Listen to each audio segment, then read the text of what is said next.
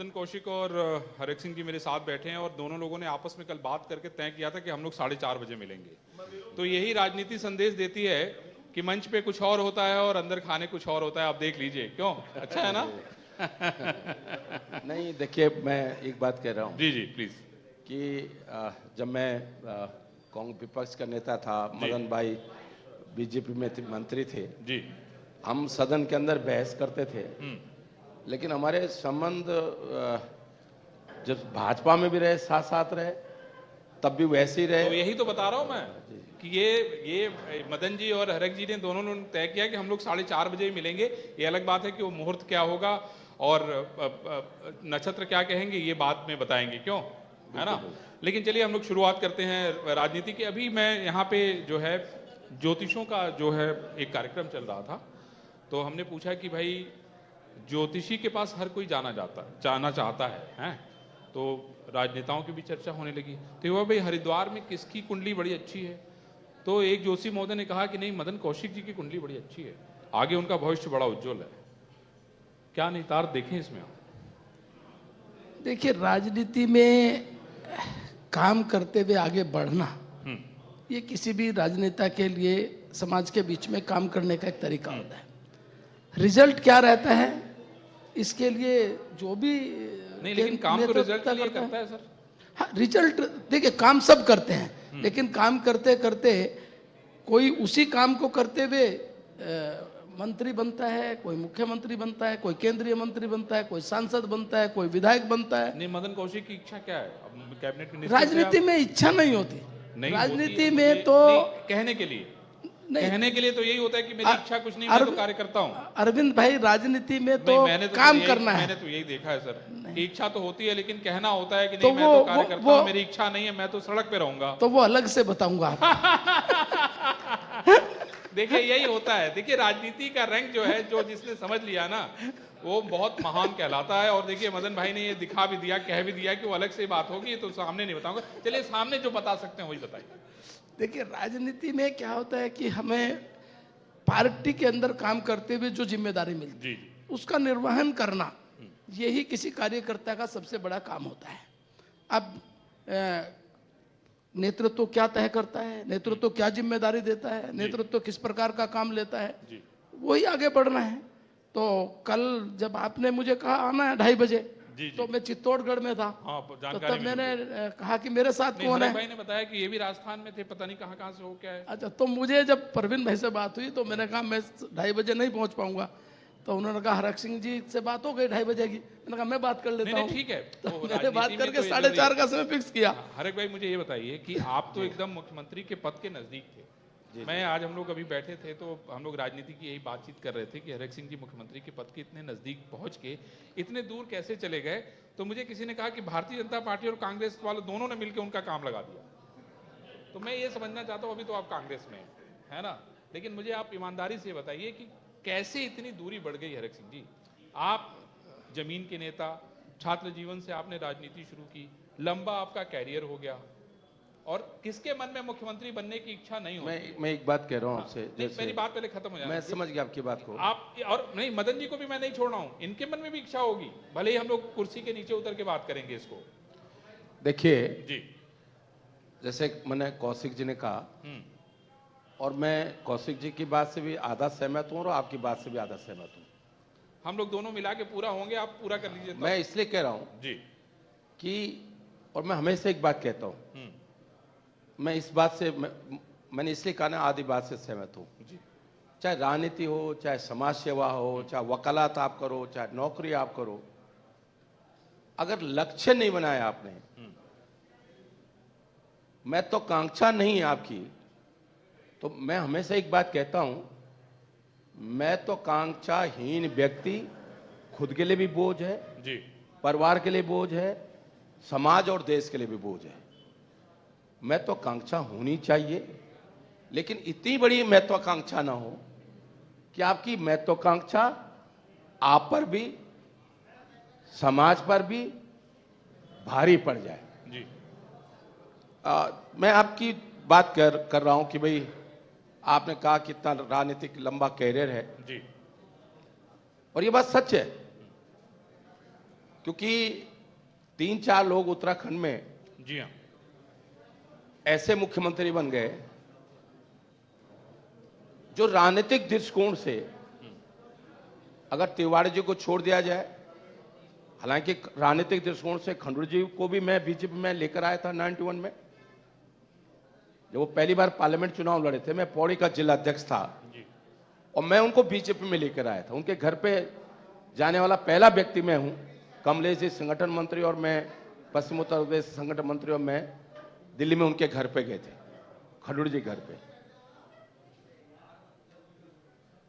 ज्यादातर लोग हरीश राव जी को छोड़ दिया जाए तो जितने उत्तराखंड में मुख्यमंत्री बने, उम्र में हो सकता है उनमें कुछ लोग मेरे से बड़े हों, लेकिन राजनीतिक रूप से तो मैं सोचता हूं कि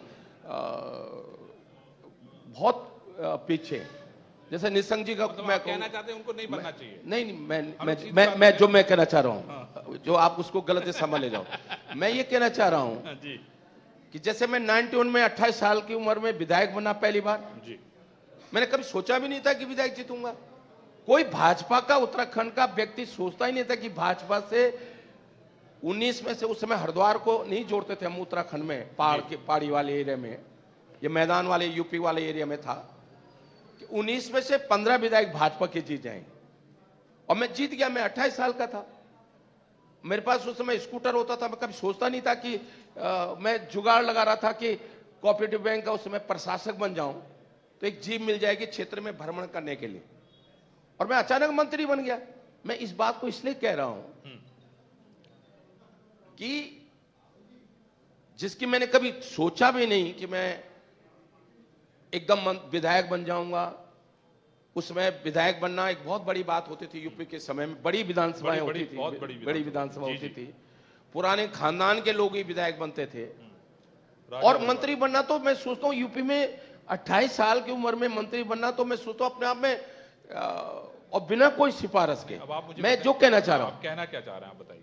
अगर मैं अचानक मंत्री बन गया, फिर परिस्थितियां ऐसी बनती चलेगी, कौशिक जी जानते हैं, उत्तराखंड में यमुना कॉलोनी में 20 साल, 2002 में मैं यमुना कॉलोनी मंत्री आवास में गया था, और परिस्थितियां ऐसी बनती चलेगी कि मैं 20 साल उस सरकारी आवास में, मेरे अड़ोसी पड़ोसी हर 5 साल में बदल जाते थे, लेकिन मैं अकेला 20 साल अपने घर में नहीं रहते हैं, मैं 20 साल उसमें रहा। अगर आप उसको देखोगे तो आप कहोगे कि हरक सिंह को, एक सिपाही के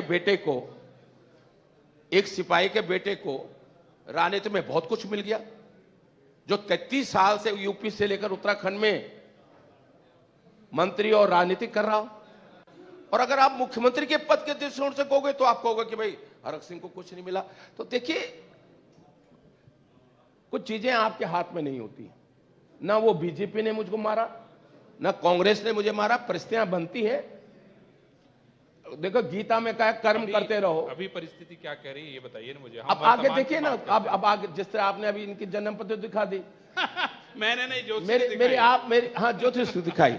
मैं बहुत ज्यादा ज्योतिष पे विश्वास नहीं करता हूँ, मैं कर्म पे विश्वास करता हूँ। नहीं, ये भी कर्म पे विश्वास करते हैं, वो भी कर्म पे करते हैं विश्वास। तो मेरे तो कर्म पत्र भी दिखा दो और जन्म पत्र भी दिखा दो। मुख्यमंत्री तो बनना ही है।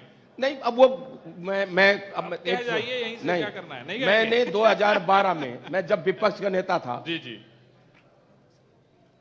मुझे आनंद शर्मा हमारे स्क्रीनिंग कमेटी के चेयरमैन थे, मैंने फोन नहीं उठाया उनका, किशोर उपाध्याय के नंबर पे फोन आया, हरक सिंह जी कहाँ हो? मैंने कहा मैं देहरादून में हूं। कह रहे क्या कर रहे हो, दिल्ली क्यों नहीं आ रहे हो? मैंने कहा कोई गुड न्यूज है? कह रहे गुड न्यूज नहीं होती, हरक सिंह आनंद शर्मा तुमको फोन करता। हम किशोर उपाध्याय, हम दिल्ली एयरपोर्ट गए, कह रहे कॉमर्स मिनिस्टर आ जाओ। सुरेश पचौरी भी मिनिस्टर थे, वो वहां बैठे थे।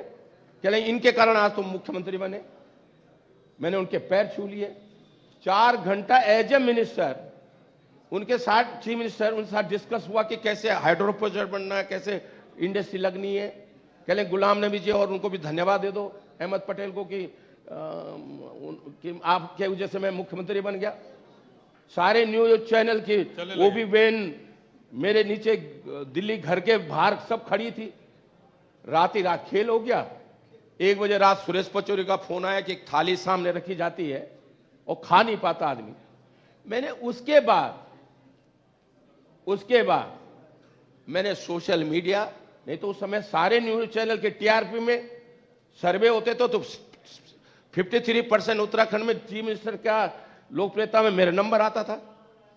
मैंने उसके बाद ये सब कुछ छोड़ दिया, भाग्य पे छोड़ दिया। मेहनत करते रहो, अब मेरा सवाल फल की आशा मत करो। अब हम लोग सवाल ले लेते हैं। देखिए ऐसा है, बड़ी अच्छी बात आपने कही कि थाली सामने रखी हुई थी और वहां से चली गई, लेकिन आपने एक और बात कही, तो थाली छीनी किसने? हम तो यही सवाल ही पूछ रहे थे ना आपसे। वो छीनने वाले कोई नहीं होते, उनके भाग्य में था। नहीं तो आप सोचो। मदन कौशिक जी, आप मानते हैं, आपको लगता है ऐसा कि भाग्य की वजह से ऐसा होता है? देखिए, कर्म का उसमें कोई योगदान नहीं है। भाई कर्म ये कर ही रहे हैं इतने दिन से। इन्होंने बताया मैं 33 साल से एक ही दिल्ली घर में वालों रहा। को मैं माफ करना, कौशिक जी नहीं बोलेंगे क्योंकि ये भाजपा नहीं, मैं दोनों पार्टियों में रह चुका हूं। मैं भाजपा में भी बचपन से रहा हूं। जी जी, बहुत मदन कौशिक, हाँ, मैं कांग्रेस में बहुत रहा हूं। मैं तो पूछूंगा। हाँ, मैं इसलिए कह रहा हूं, ये नहीं बोल पाएंगे। कोई बात, हमें पूछने दीजिए ना, आप छोड़ दीजिए। आप भाग्य को मानते हैं? आपको लगता है भाई भरत जी ने कह दिया कि मैंने सब भाग्य पे छोड़ दिया और वो जो थाली चली गई वो भाग्य की वजह से चली गई, आपको क्या लगता है? कभी कभी क्या होता है, भाग्य इसलिए होता है कि जब अभी मैं पार्टी का अध्यक्ष था जी जी, और टिकट की चर्चा हो रही थी, प्रधानमंत्री जी भी थे, सभी लोग बैठे थे, चर्चा एक किसी कार्यकर्ता को लेके हुई तो सबकी सहमति बनी कि अमुक कार्यकर्ता को नहीं टिकट मिलना चाहिए, मतलब कई कारण रहते हैं। बाद में कुछ निर्णय हुआ, डिस्कशन के बाद मिला। 2 महीने के बाद हम फिर गए, बुलाया हमको, पुष्कर जी को, मुझे और हमारे और जो नेता थे कि आप बैठ के प्रदेश के सारी राजनीतिक उस पर चर्चा करिए। गृह मंत्री जी थे, राष्ट्रीय अध्यक्ष सभी थे। उसी कार्यकर्ता की चर्चा आई तो मैंने उसका कुछ विषय रखा कि ये हो सकता है। सबने कहा कि बहुत अच्छा है, बहुत अच्छा विषय है। जिस कार्यकर्ता को 2 महीने पहले कह रहे थे टिकट नहीं मिलना चाहिए, 2 महीने बाद उसके लिए बहुत बड़ा सोच रहे। तो ये भाग्य होता है। कर्म सब करते हैं, लेकिन कभी कभी उस कर्म के बीच में भाग्य आता ही है। अब डॉक्टर साहब हैं, डॉक्टर साहब ने अपने आप कहा तो 2012 में इनको सूचना आ गई, बुला लिया, लेकिन नहीं बने। और सही लाइन पे चलते चलते कभी लाइन से उतर भी जाते हैं। अब वो डॉक्टर साहब के साथ मैं समझता हूँ कि ऐसी घटना घटी जो नहीं घटनी थी। प्रतिभाशाली भी है, मैं क्या कहूँ डॉक्टर साहब को। डॉक्टर साहब के पास दोनों चीजें हैं, लेकिन अब ये इतने भाग्यवादी हो जाएंगे ये मैं नहीं समझ सकता। नहीं, ये भाग्यवादी नहीं, ये कर्मवादी है। भाग्यवादी तो बीच में आता है अपने आप, ये कर्मवादी है, भाग्यवादी तो बीच में छूट जाता है। मैंने इसलिए कहा जी जी कि अगर आप ये सोचते रहोगे मैं मुख्यमंत्री बना, रोना रोते रहोगे, तो आपके काम करने की क्षमता घट जाएगी। आपकी बात से मैं सहमत हूँ। आपके काम करने की क्षमता घट जाएगी। मैं परवाह नहीं करता किसी चीज को। जब मैं बीजेपी में राम जन्मभूमि का आंदोलन, श्री राम कार सेवा का पूरा उत्तराखंड का संयोजक था, मैं हरिद्वार भी राम ज्योति लेकर मैं ही आया था। तो मुझे जो आज बहुत बड़े भाजपा वाले बन रहे हैं, जो आज बहुत बड़े संघी बनते हैं अपने आप को, वो मुझको, मैं जब पुलिस मेरे पीछे पड़ी थी तो वो लोग मुझको कह रहे थे कि भाई तुम ये क्यों चक्कर में पड़ो। मैंने कहा नहीं, मुझे चंद्रमोहन सिंह नेगी 89 में जनता दल से जनता दल का टिकट दे रहे थे।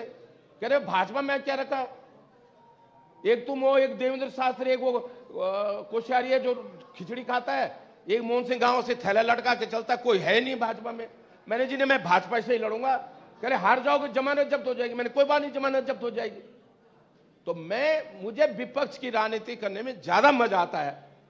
और जब कोई पार्टी, जैसे अब भाजपा उस दौर में, जब तक भाजपा का दौर डाउन था तब मैं भाजपा में आनंद महसूस करता था काम करने में। अब जब मैं भाजपा में अभी इनके साथ रहा तो मुझे 5 साल मजा ही नहीं आया काम करने में। अब मुझे कांग्रेस में मजा आ रहा काम करने में, क्योंकि कांग्रेस का समय अभी खराब है। तो एक बार हरीश राव जी जब चीफ मिनिस्टर बन रहे थे, हरीश राव ने कहा भाई तुम चीफ मिनिस्टर बन जाओगे तो मैं तुम्हारे साथ हूँगा, और अगर मैं बनूंगा तो मेरे साथ देना। मैंने क्यों बेवकूफ बना रहे हो, तुम्हारा फाइनल हो गया। मुझे जब मालूम हो गया कि तुम्हारा फाइनल हो गया, तुम्हें नहीं मालूम हो। हरीश राव जी की दिल्ली के घर पे लंच कर रहे थे हम साथ, दोनों ही लोग थे केवल। तो देखिए, राजनीति फिर जैसे मैं नहीं एक बात करूं, कह ले तुम फिर मेरे साथ क्यों नहीं दे रहे हो? मैंने कहा देखो जी, लोग उगते सूरज को नमस्कार करते हैं, हरक सिंह रावत डूबते सूरज को नमस्कार करता है। आज विजय जब तुम नहीं चीफ मिनिस्टर बने थे, मैं तुम्हारे साथ खड़ा था। आज विजय बहुगुणा चीफ मिनिस्टर पद से हट रहा है, मैं विजय बहुगुणा साथ खड़ा हूं। क्या बात है भाई, ताली बजाइए भाई, ताली बजाइए। अच्छा, आप हरक भाई मदन कौशिक जी का भविष्य कैसे देखते हो, आप बताओ। ये बहुत एक चीज सुन, मैं आप बताऊं, हाँ, ये मैं बीजेपी कांग्रेस की बात नहीं कर नहीं रहा नहीं, हूं। हमने तो मदन कौशिक का नाम लिया, हमने बीजेपी कांग्रेस हाँ, बताई नहीं। मैं एक चीज बताऊं, हाँ, मैं व्यक्तिगत रूप से इनका शुभचिंतक हूं। अगर मुझे अब कहीं ऐसा ना हो कि मुझे भी चुनाव लड़ना पड़े, इनको भी लड़ना पड़े, तो फिर मेरी मजबूरी हो जाएगी कि अपने को वोट देना। लेकिन अगर मैं नहीं लड़ रहा हूं और ये चुनाव लड़ रहे हूं और मैं इनके विधानसभा, इनके पार्लियामेंट में वोटर हूं, तो मैं बिना किसी को बताए, वैसे ये गोपनीयता बतानी नहीं चाहिए, लेकिन मैं इनको भाई वोट ये दे दूंगा। संदेश दे दिया भाई, कितनी बड़ी बात है भाई। देखिए मदन जी, देखिए मैं व्यक्तिगत रूप से, भाई देखिए डंके, देखिए मैंने कैबिनेट में, आज मैं कह रहा हूं, जी जी, इनके पीछे बोल रहा हूं, जब ये कैबिनेट मंत्री थे मैं भी था, अंदर की बात नहीं बोलनी चाहिए, हाँ, लेकिन मैं कई बार अब चर्चा में बोलता हूं इनके पीछे कि मैंने कहा वो कैबिनेट जब तक मदन कौशिक थे, मैं था, या तो मुझे कैबिनेट लगती थी। अब तो ये कैबिनेट मुझे कैसी कैबिनेट है, मैंने कहा मुझे समझ से परे है, क्योंकि इनके अंदर बहुत सारे विषय पर आईएएस से कैसे काम लेना है, कैसे डिस्कस करना है, उस विषय को अगर जनहित में विषय है उसको कैसे, जैसे हम हॉकी खेलते हैं, कैसे गोल करना है, तो वो अधिक आईएएस, सीनियर आईएएस अधिकारियों के बीच से गोल को कैसे, क्या बात है, वो ले जाते हुए गोल करना है, ये इनके खूबी है। आपने गुरु देखिए बता दिया भाई। मदन जी, आप हॉकी के बॉल को घुमा के ले जाके गोल करना, ये तो वाकई भाई कमाल की बात है, वो भी राजनीति में। वो हरेक भाई कह रहे हैं जिनका कितना लंबा अनुभव है, तो मैं समझ सकता हूं कि आप कितना नीचे होंगे, कितना ऊपर होंगे। मुझे बहुत सारी चीजें सीख सकता हूं मैं आपसे, मुझे लगता है। तो अब राजनीति आपकी कहां जाएगी ये बताइए, मतलब आपको प्रदेश की राजनीति करनी है या देश की राजनीति करनी है? देखिए, मैंने पहले कहा कि भारतीय जनता पार्टी में ये राजनीति करने वाले को तय नहीं करना होता कि उसको कहाँ की राजनीति करनी है। वहाँ राजनीति किसको कहाँ की करनी है ये तय है। अब आप देखेंगे मध्य प्रदेश में देखिए, राजस्थान में देखिए, आप कितने केंद्रीय मंत्री है जो राज्यों में राज्य की राजनीतिक रूप से पूरा करके, और केंद्र की राजनीति में भी ऐसे समय में है कि जो बहुत पीक की राजनीति थे, सबको राज्य के विधानसभा चुनाव लड़ाया। तो इसलिए केंद्रीय नेतृत्व क्या तय करता है किसके लिए, एक कार्यकर्ता के तौर पर भारतीय जनता पार्टी में उस काम को करना, यही भारतीय जनता पार्टी में एक अच्छे कार्यकर्ता के लक्षण है। बहुत बढ़िया। चलिए, ये देखिए, इसमें कोई शक नहीं कि ये दोनों लोगों का इतना लंबा अनुभव है कि आप हर कोई इनसे सीख सकता है। हर एक भाई अपनी बेबाक बातों के लिए जाने जाते हैं, थोड़ा भावुक जरूर हैं, राजनीति में भावुकता के लिए खैर जगह नहीं होती है। मदन कौशिक जी बहुत अच्छे प्लेयर हैं, और मैं समझता हूं कि भारतीय जनता पार्टी के प्रदेश अध्यक्ष रहते हुए हमने इनका काम देखा है, कैबिनेट मिनिस्टर रहते हुए इनका काम देखा है, और जब विपक्ष का नेता इनका साथी अगर कह रहा है कि अगर बढ़िया बॉल किसी को निकालने आती है तो कौशिक जी को निकालने आती है, तो मैं समझता हूं कि ये एक उपलब्धि है। हम लोग फिर जल्दी मिलेंगे, हमारे पास समय लिमिटेड है, और मैं इन दोनों नेताओं को बहुत धन्यवाद दूंगा कि इन दोनों लोगों ने अपना कीमती समय निकाला और यहाँ पे हमारे बीच में आए। हमारा इंडिया न्यूज़ का कार्यक्रम जारी रहेगा, आप लोग देखते रहिए इंडिया न्यूज़। Thank you. बहुत बहुत धन्यवाद।